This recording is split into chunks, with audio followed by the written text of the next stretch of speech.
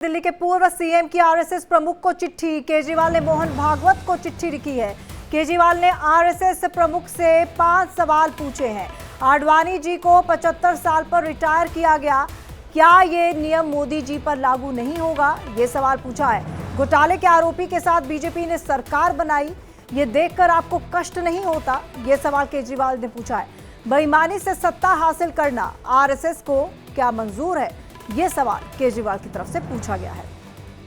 हमारे साथ इसी खबर पर नवीन निशान भी इस वक्त हमारे संवाददाता जुड़ चुके हैं ज्यादा जानकारी के साथ। नवीन, इन सवालों को, क्योंकि 5 सवाल ये तब भी पूछे गए थे जब आतिशी जी को एज ए प्राइम मिनिस्टर जो था वो उनको शपथ दी गई थी। अब 5 चीफ मिनिस्टर के तौर पर शपथ दी गई थी और अब एक बार फिर से 5 सवाल आरएसएस को। बिल्कुल, देखिए बता दें कि अरविंद केजरीवाल लगातार बीजेपी पर हमला बोल रहे हैं। अब चूंकि अरविंद केजरीवाल मुख्यमंत्री नहीं है, आम आदमी पार्टी के राष्ट्रीय अध्यक्ष हैं, तो उस हैसियत से उन्होंने आरएसएस के प्रमुख मोहन भागवत को चिट्ठी लिखी है।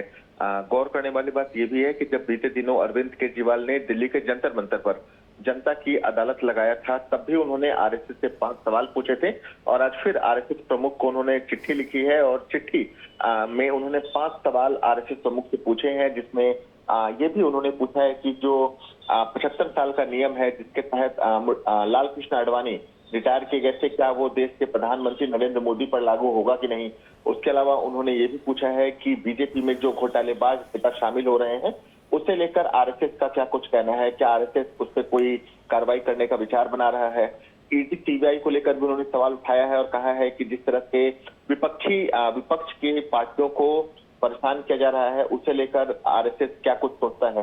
तो तमाम जो चीजें हैं वो अरविंद केजरीवाल ने पत्र में लिखा है। नवीन, आपको रोकना चाहेंगे।